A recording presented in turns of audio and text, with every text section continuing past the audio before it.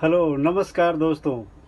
आज मैं आपको एक वर्क फ्रॉम होम या लो इन्वेस्टमेंट बिजनेस बोलिए या घर बैठे काम बोलिए, आप एक ऐसा बिजनेस बताने जा रहा हूँ जिसमें लिए आपको जीरो इन्वेस्टमेंट वैसा भी है। इसमें आप जीरो इन्वेस्टमेंट भी कर सकते हैं, वर्क फ्रॉम होम कर सकते हैं और लो इन्वेस्टमेंट भी कर सकते हैं और मैक्सिमम प्रॉफिट है।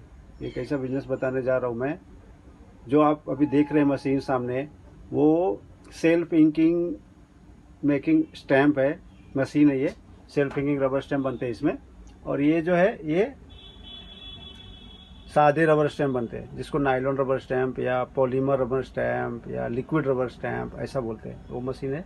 और ये सेल्फ इंक है। ये मैं आपको पूरा स्टैम्प बना के पूरी ट्रेनिंग दूंगा, आप आएंगे तो देखने के लिए, या यूट्यूब पे भी मैं डालने वाला हूँ पूरा। ये देखिए, ये सब मटेरियल है जो इसमें बनते हैं।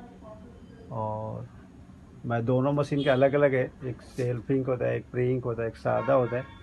ये सब बनाऊंगा, ये सब प्री इंक के बनते हैं और इसे सन के स्टैम्प बनते हैं उसमें।